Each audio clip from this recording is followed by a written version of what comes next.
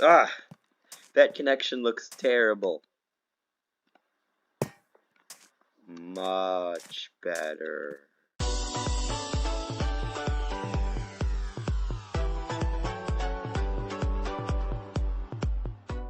Hi, I have another devlog for you.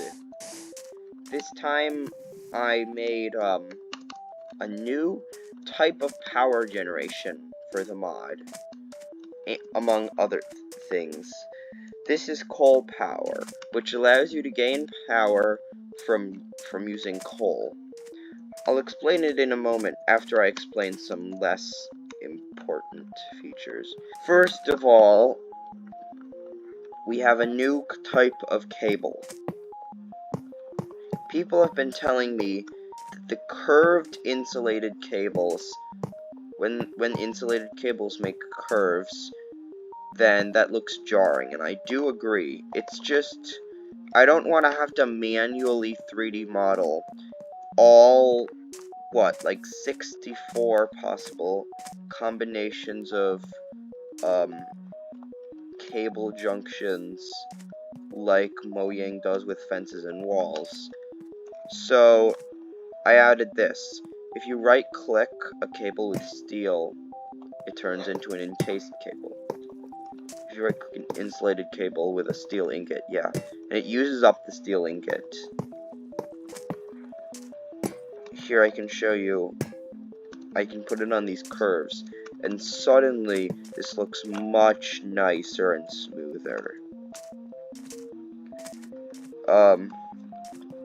And as you can see, if I give this power, you'll see that the power will still end up spreading throughout. See, the entire, see this last bit, this has 40 forge energy. And now, one thing I've done is I've actually nerfed solar panels. As you can see, they don't give that much energy anymore. Before they used to give 40 a second, now they hardly give that. The reason I've done this is so that, people will be encouraged to use other more complex power generation types, and the solar panels can simply be used as a simple solution for when you don't need a lot of energy for something. Now, next I'm going to show you this block called the Crusher.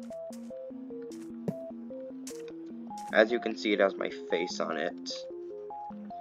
And if I get some conveyor belts, or actually, if I give it energy, there we go. If we place a block of coal in this slot, it'll actually get, like, embedded in there, right? Like, it still uses up the block of coal. Basically, what this is if you, power the crusher with redstone, while there's coal, it'll crush the coal into brittle coal.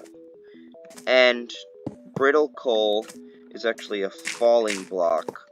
So, oh, I forgot to tell you, you can remove the encasing from the encased cables using a wrench, which will give you the steel ingot back. See? So we can take a block of coal. If we power this with redstone, it'll turn into a brittle coal, and since brittle coal is a falling block, the brittle coal will fall.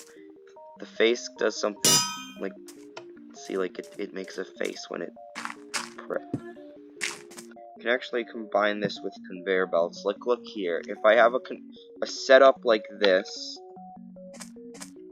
and I place coal, the coal will get moved into this slot, where I press the button, and it turns into brittle coal, which continues moving. If you note that if you give the crusher a continuous redstone signal, it won't continuously crush. You have to, like,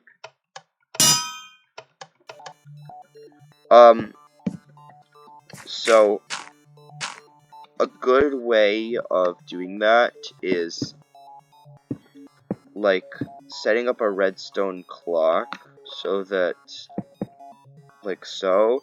Not a redstone clock, sorry, but an observer where once it observes the coal going into the slot, it tells the crusher to crush.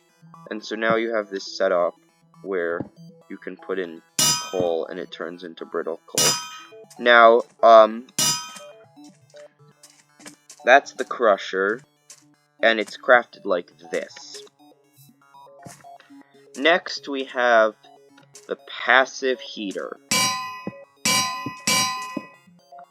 The passive heater's side texture is totally not an anvil's. Totally not an anvil's texture. Totally not. Anyways, if we were to place a heater underwater and we were to drop the brittle coal into the water, then steam would be produced. The water would boil into steam. So, and the brittle coal gets used up. If you set this up deeper underwater, like here,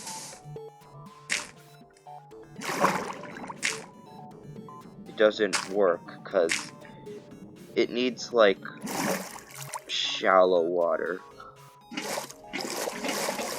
So if we do that, then there's space for the steam to appear. Now, even though it uses up the water when it creates steam, you can easily circumvent this using an infinite water source like this. Now, this steam has some interesting properties. When water is boiled into steam, it just rises up constantly like this. You can't pick it up with buckets. If you want to break it, you just use your fist. It doesn't drop anything.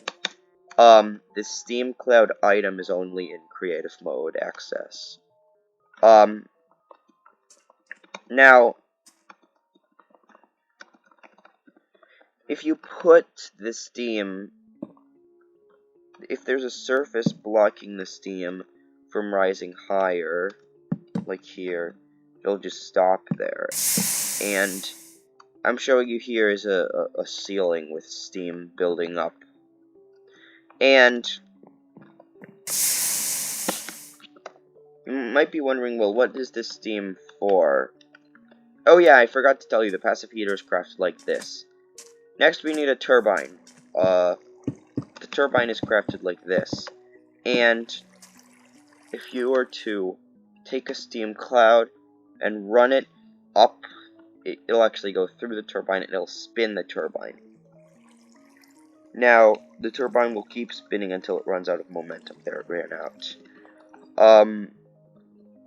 If you put a lot of steam through the turbine, it'll start building up lots of momentum, and it'll continue spinning for a while, even after the steam is done going through it. This next block is a generator, which is crafted like this. The generator can actually store forge energy. Now, the generator is activated, gains energy by occasionally checking if the turbine is spinning and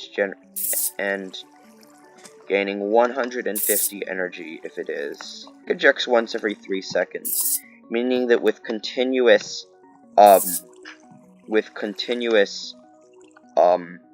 steam being poured in, this is actually 5 times as effective as a solar panel. And if you take a generator and a second generator and put it on the other side, then it's 10 times as effective. And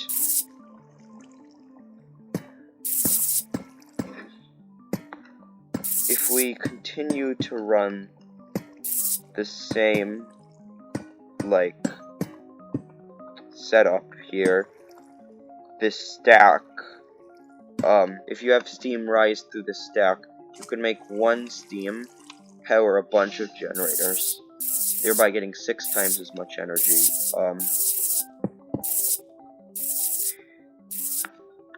And so you can have a insulated cable going from the top here all the way down to the bottom, and energy is going to be siphoned from the generator to the spot behind it, or the spot in front of that orange dot on the texture you see here. And we can send this power all the way down, and we can funnel it into, like, a battery. And you'll see this battery's filling up. And you can already see this is a much more efficient way of getting power than simple solar panels. However, it does require coal to be produced, which might kind of make it a little problematic. And keep in mind, you can't place 2 turbines right in front of each other, because that'll actually... Wait a minute.